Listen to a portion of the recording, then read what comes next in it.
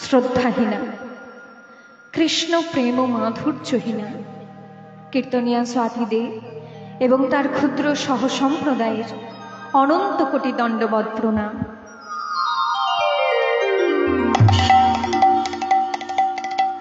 জানি না এই পথের পথমর্যাদা কতখানি রক্ষা করতে পারব, তবে আপনারা সকলে দুহাত ভরে আশীর্বাদ করুন যেন এই পথের পথমর্যাদা কিঞ্চিত রক্ষা করতে পারি। আসুন, আজকে যে শুভ দিনটিতে এই হরিবাসরের আয়োজন হয়েছে, আজকে শ্রীরাম নবমী। শাস্ত্রে বললেন হরিবাসর, এই যে হরিবাসর, হরিবাসর, বাসর শব্দের আসল অর্থ কি? বাসর শব্দের আসল অর্থ আমরা ভেবে নিয়েছি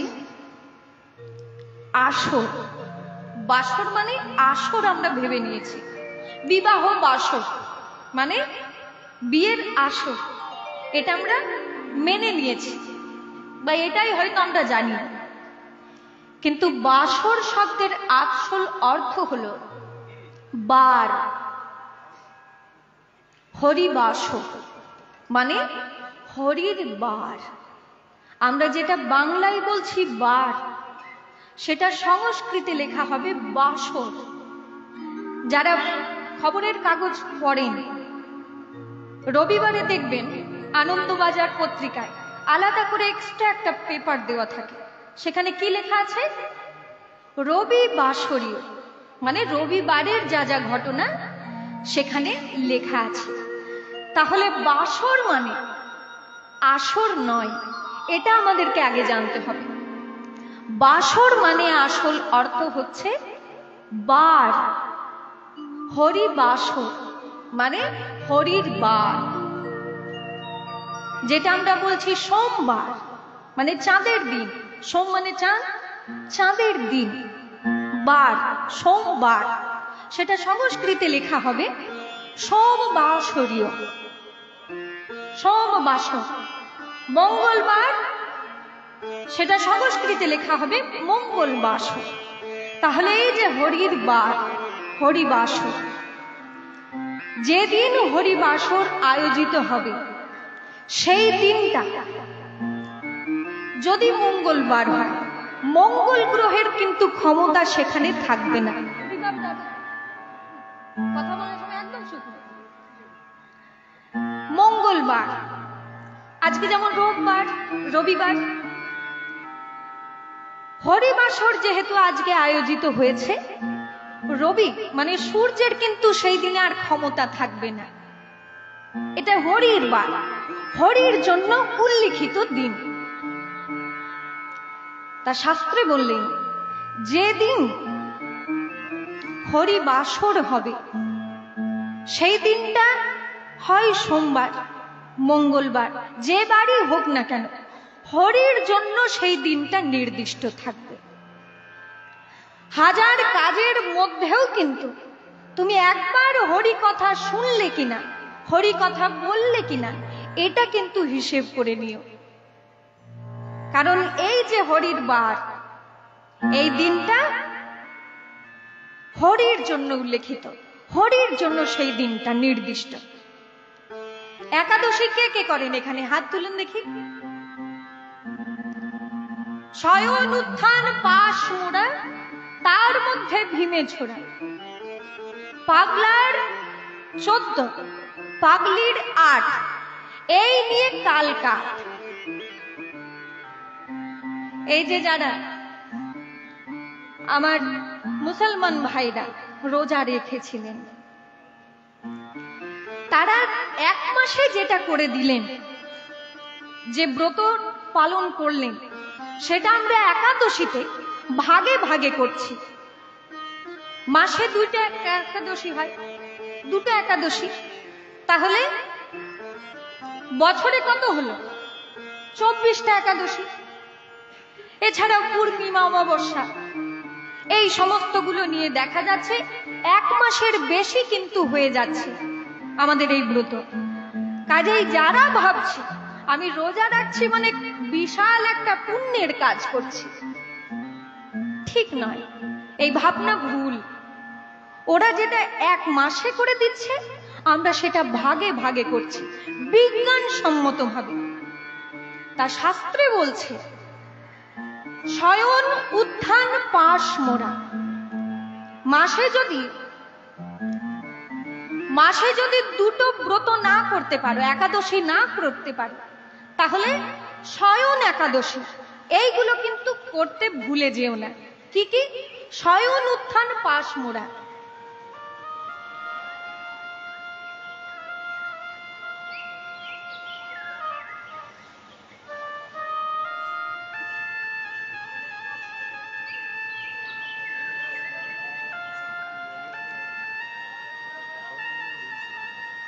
জয়নিতাই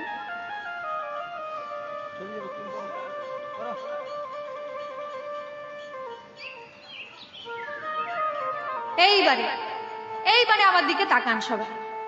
চলে গেছে? তাহলে শয়ন উত্থান পাশ মোরা, শয়ন একাদশী, উত্থান একাদশী, পার্শ্ব একাদশী, শয়ন উত্থান পাশ মোরা, এর মধ্যে ভীমে ছোড়া, ভীম্র একাদশী, ভীম একাদশী, এইগুলো করতে কিন্তু তুমি ভুলে যেও না। পাগলার 14, পাগলির 8, পাগলা 14, পাগলাটাকে শিব চতুর্দশী, আমাদের বাবা ভোলানাথ, তাহলে শিব চতুর্দশী। তাহলে পাগলা যদি আমাদের বাবা ভোলানাথ হন, তাহলে পাগলিটাকে আমাদের মা পার্বতী। কি আওয়াজ হচ্ছে? তাহলে পাগলির 8 মানে দুর্গা অষ্টমী। এটা করতে কিন্তু ভুলে যেও না। এগুলো যদি না করতে পারো, আবার 2 ছেলের জন্মদিন, এ যেন না হয় ভীম। 2 ছেলে কে কে? আজকের দিনটা কার? রামনবমী। আর 2 ছেলে, একটা হচ্ছে শ্রী রামচন্দ্রের রামনবমী, আরেকটা হচ্ছে শ্রীকৃষ্ণের জন্মাষ্টমী। এইগুলো কিন্তু ভুললে চলবে না।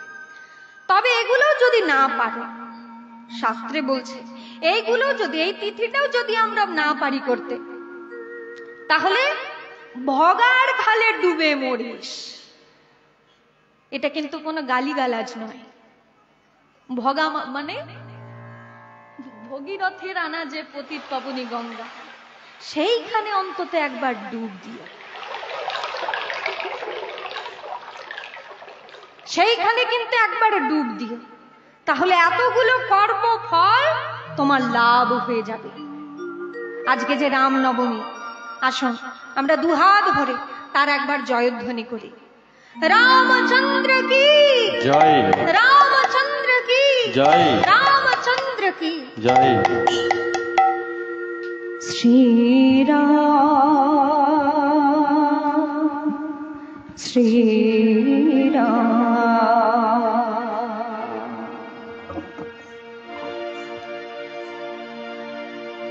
আজকে রামনবমী, আজকের এই শুভ দিনে আপনারা এই হরিনাম সংকীর্তনের আয়োজন করেছেন। তাহলে এই দিনটিকে উদ্দেশ্য করে আমরা যে লীলা আজকে আস্বাদন করব, সেই লীলাটি হচ্ছে ভক্ত নরোত্তম। ভক্ত নরোত্তমের কথা, তার জীবনী আমরা শুনব। নিতাই গৌর 2টি ভাই যারা,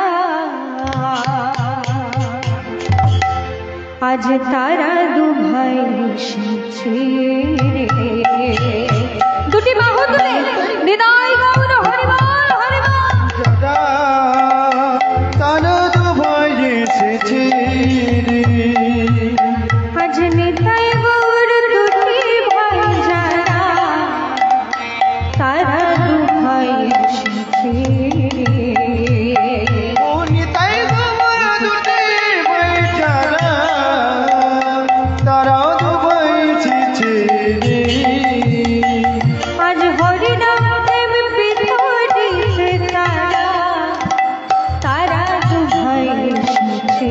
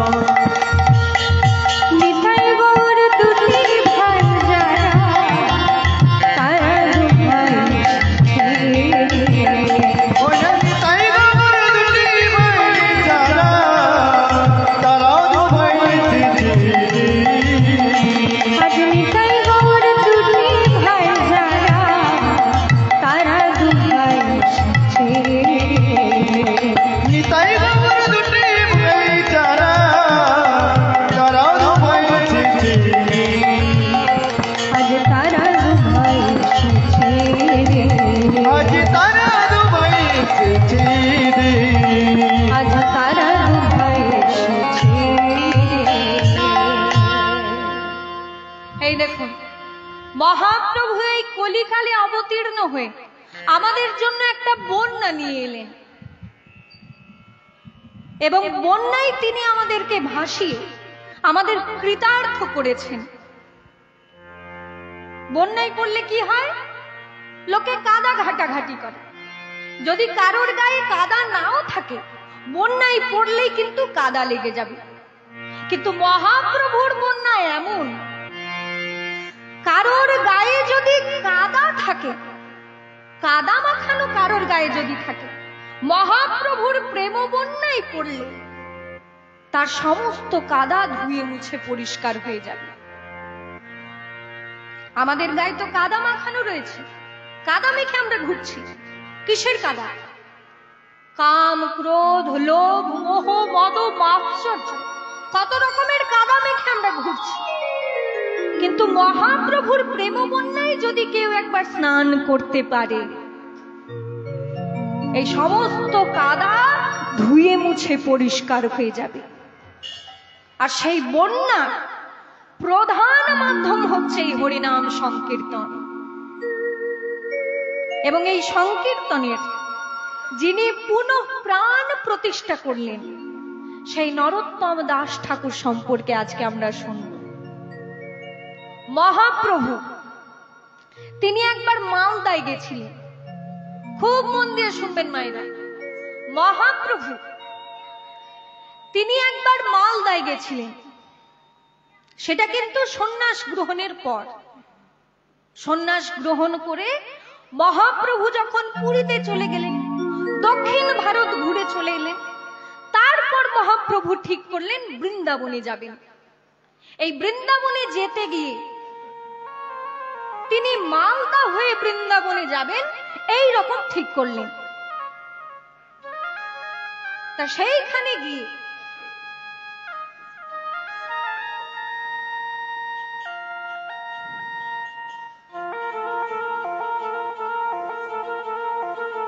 তা মহাপ্রভু মালদায় গিয়ে সেইখানে রূপ সনাতনকে কৃপা করলেন। রূপ সনাতন ছিল সেই যুগে আলাউদ্দিন হুসেন শাহ, যিনি সম্রাট ছিলেন, নবাব ছিলেন, সেই আলাউদ্দিন হুসেন শাহ, তার প্রধানমন্ত্রী ছিলেন সনাতন গোস্বামী, আর তার অর্থমন্ত্রী ছিলেন রূপ গোস্বামী। এই রূপ সনাতনকে কৃপা করার জন্যই মহাপ্রভু কিন্তু মালদায় গেছিলেন।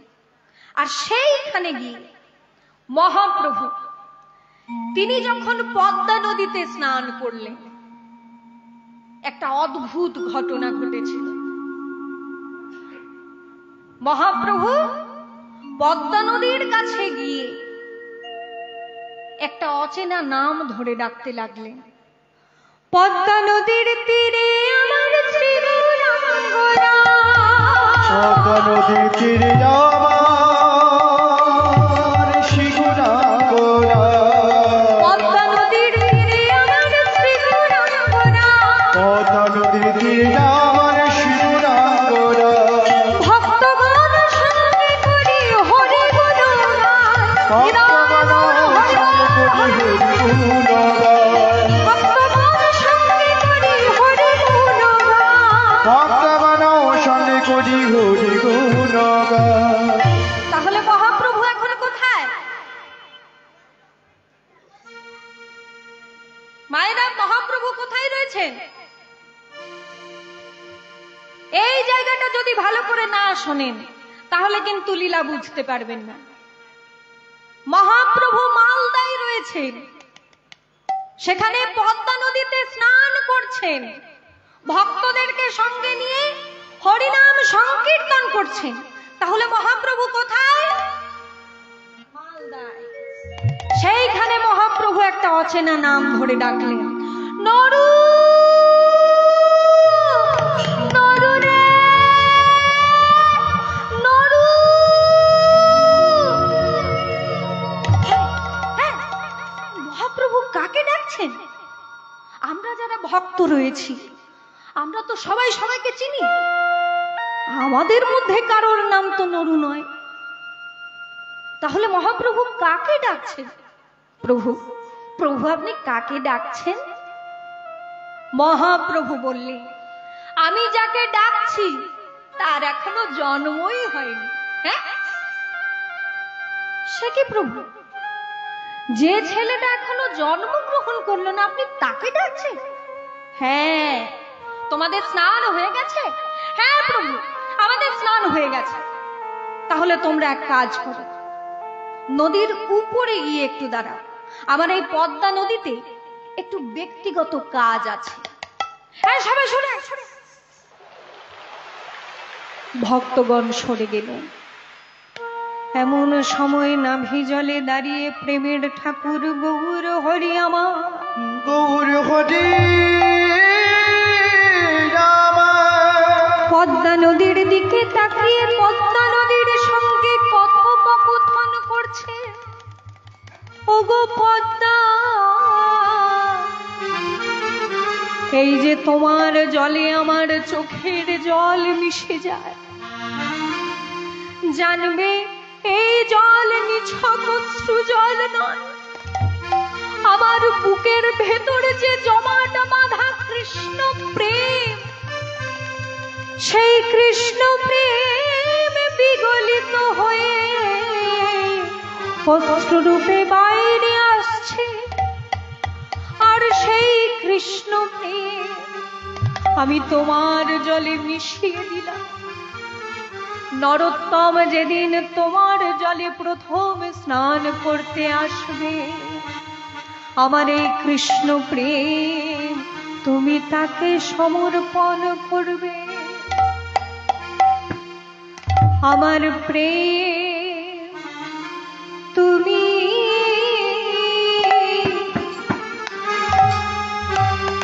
প্রেম তুমি তারে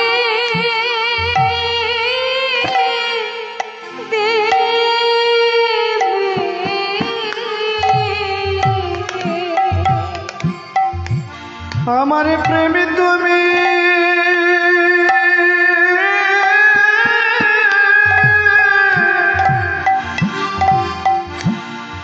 তুমি তাকে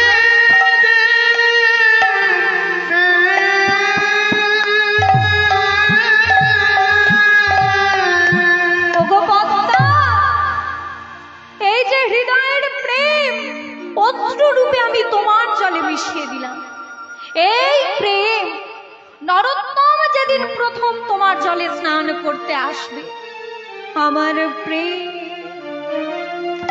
তুমি প্রেম তুমি তাকে দেবে।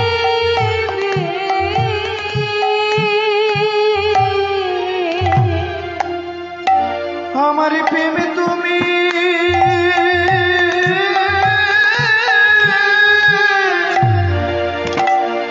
তুমি তাকে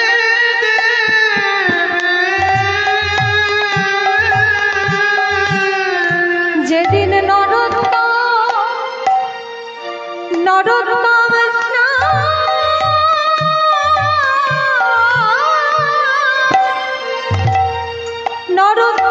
স্নান করতে আসবে,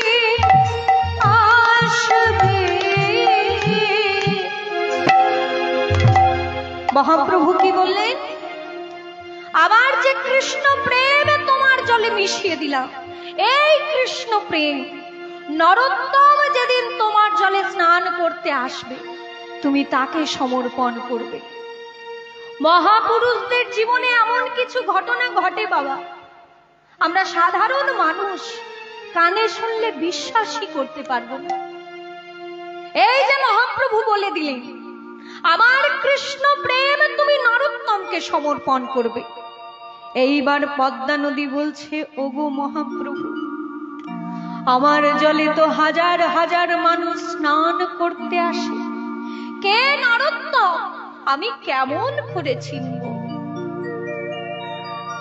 মহাপ্রভু বললেন, এইটা তুমি একটা দামি কথা বলেছ। পদ্মা নদীতে হাজার হাজার মানুষ স্নান করতে আসে প্রতিদিন, এই নরোত্তম দাসটা কে চিনবে কি করে? বলে বেশ, তাহলে তাকে চেনার একটা উপায় বলে দিচ্ছি, শোনো। নরোত্তম যেদিন প্রথম তোমার জলে স্নান করতে আসবে, তার গায়ের ছোঁয়া লাগলে তোমার জলে অজস্র তরঙ্গ সৃষ্টি হবে। যাহার পরশে তুমি অধিক উছলিবা, যাহার পরশে তুমি অধিক উছলিবা, যাহার পরশে তুমি অধিক উছলিবা, যাহার পরশে তুমি অধিক উছলিবা, আমারে প্রেম তুমি তাহারে দিবা, আমারে প্রেম তুমি তাহারে দিবা, আমারে প্রেম তুমি তাহারে দিবা, আমারে প্রেম তুমি তাহারে দিবা।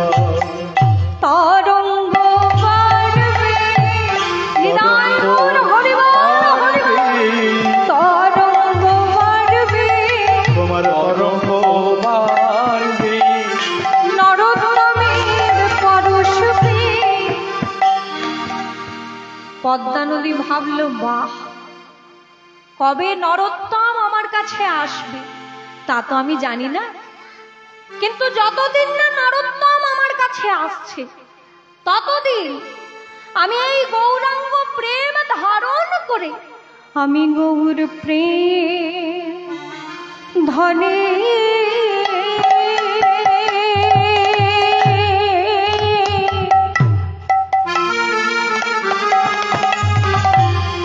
প্রেম ধনে ধনী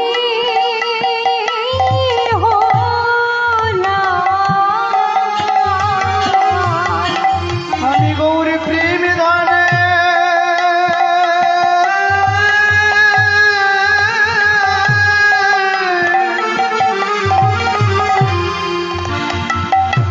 আমি ধনী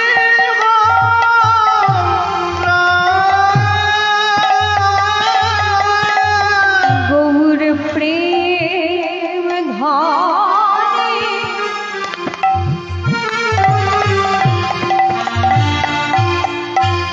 প্রেম ধনে ধনী হলা।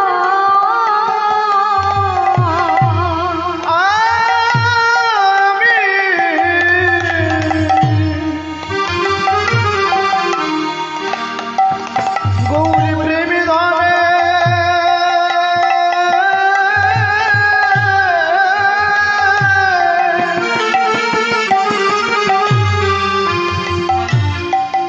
ধনী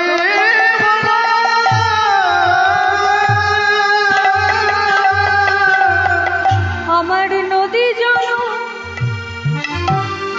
নদী জল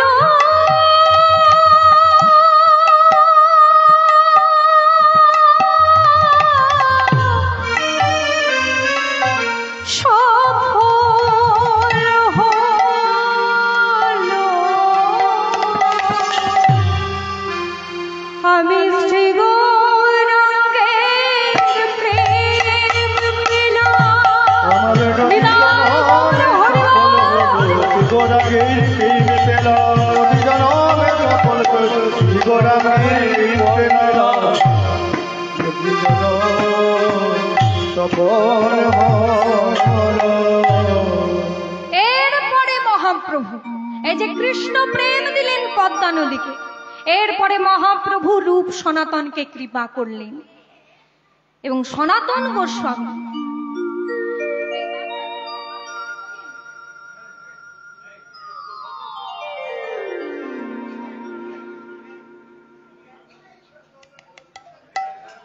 মহাপ্রভু রূপ সনাতনকে কৃপা করলেন এবং সনাতন গোস্বামী তিনি মহাপ্রভুকে বললেন, প্রভু আপনি এই পথে বৃন্দাবনে যাবেন না,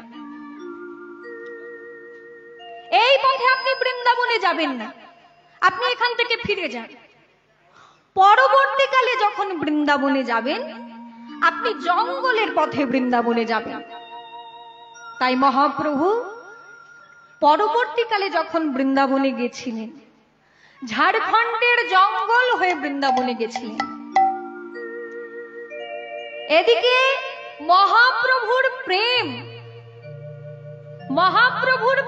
যে বিষে রইল পদ্মা নদীর জলে। এই পদ্মা নদীর তীরেই যে রাজবাড়ি, সেইখানকার রাজা হচ্ছেন কৃষ্ণধন দত্ত মহাশয়। কৃষ্ণধন দত্ত মহাশয় তিনি হলেন রাজশাহী জেলার রাজা। রাজশাহী জেলা কোথায়? যারা ভারতবর্ষের ম্যাপটা ভালো জানেন তারা দেখবেন পদ্মা নদীর যে কোণটা শেষ হচ্ছে যেখানে, সেই যে জলঙ্গি, ঠিক তার ওই পাটটা একটু এগিয়ে গেলেই কিন্তু রাজশাহী জেলা। সেইখানকার রাজা হচ্ছেন কৃষ্ণধন দত্ত মহাশয়। তার পুত্র রূপে জন্মগ্রহণ করল নরোত্তম। রাজশাহী জেলায় আছে খেতুরি গ্রাম।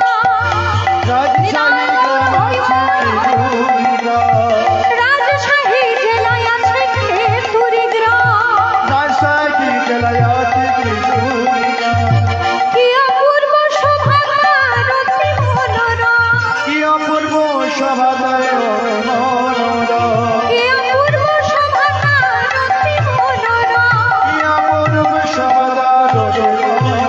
ঠাকুর নরোত্তম জন্মিলেন কৃষ্ণধনের ঘরে।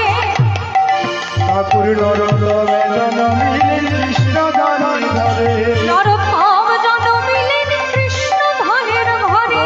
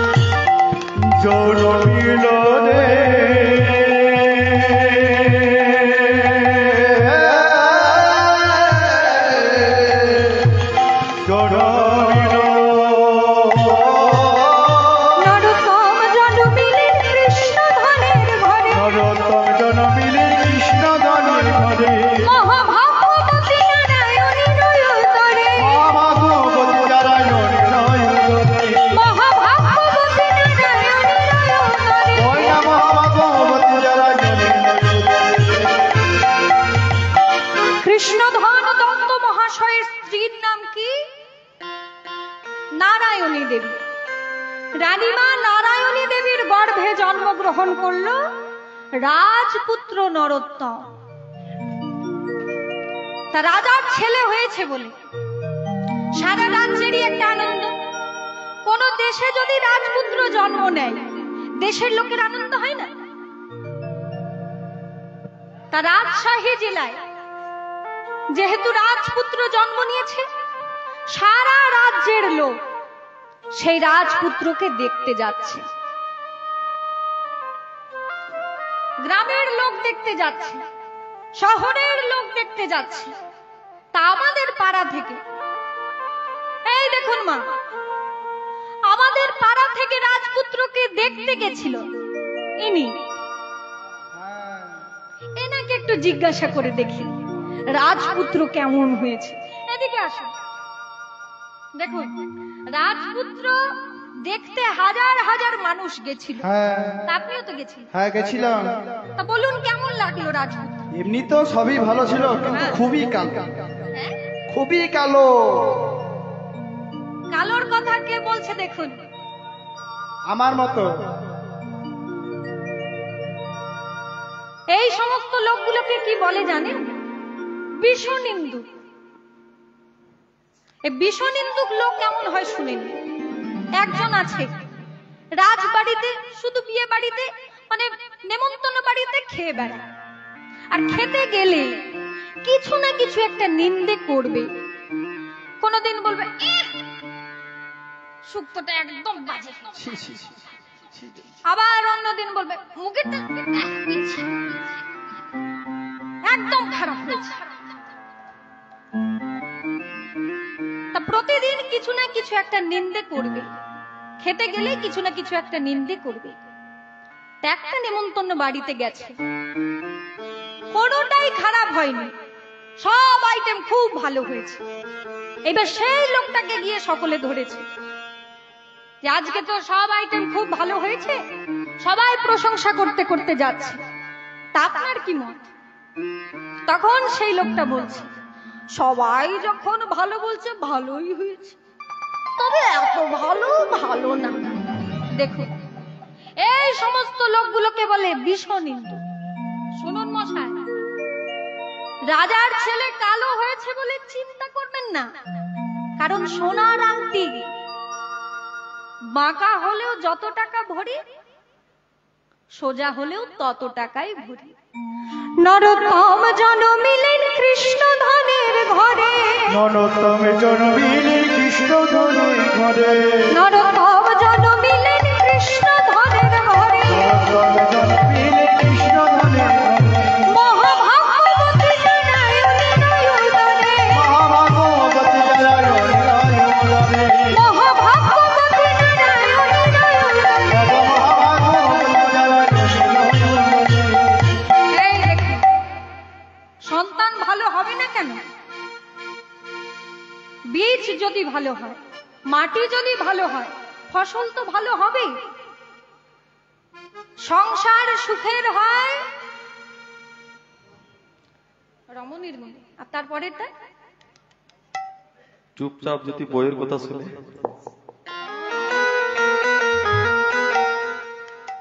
তারপরেরটা কিন্তু আমরা কেউ গুরুত্ব দিই না, বরাবর একতরফা। দেখুন, সংসার সুখের হয় রমণীর গুণ, গুণবান পতি যদি থাকে তার সঙ্গে, তবেই সুখের হয়। মেয়েদের দোষ দিলে চলবে না। এই যে নারায়ণী দেবী, মা হচ্ছে নারায়ণী দেবী, শিক্ষা কেমন দেখুন।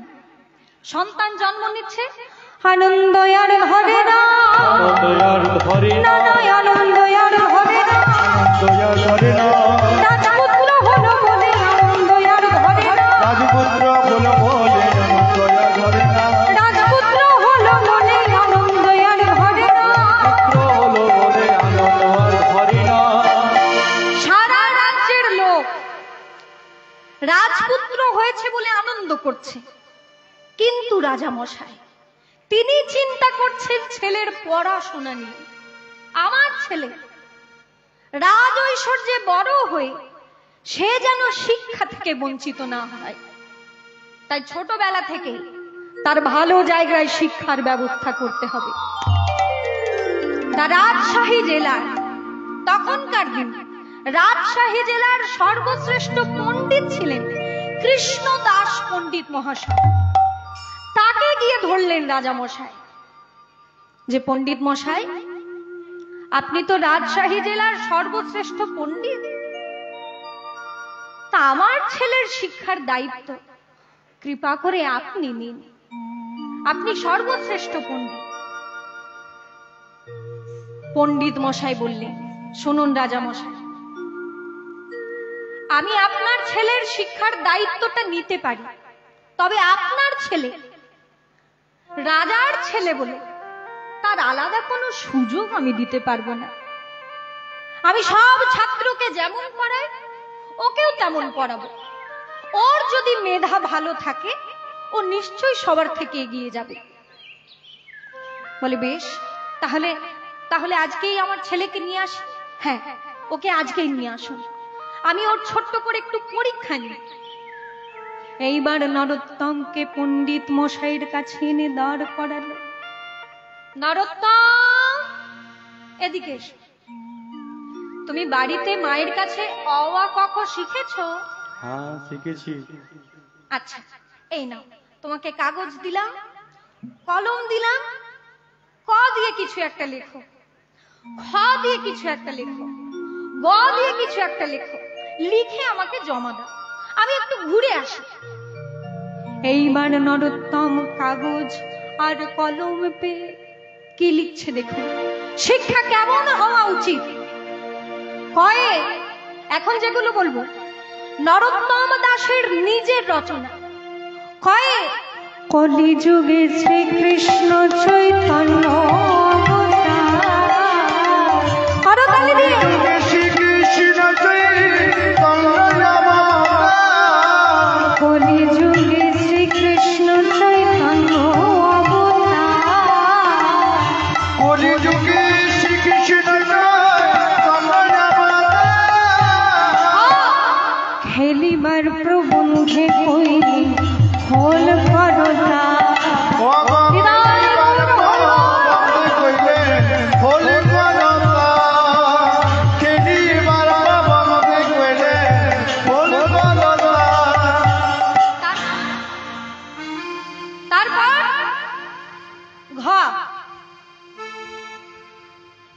মাইরা তারপর কি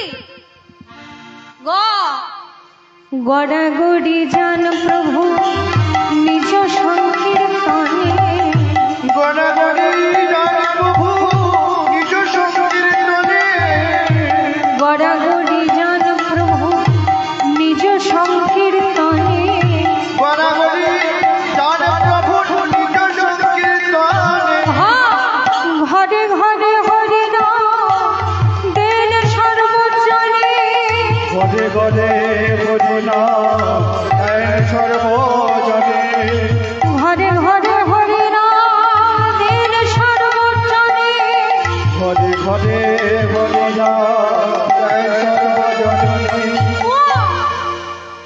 তখনকার দিনে উচ্চ স্বরে এই বানানটা লিখতে গেলে ওই হর্ষ দিয়ে শুরু করতে হতো। উচ্চ স্বরে কাঁদেন প্রভু জীবে দোলা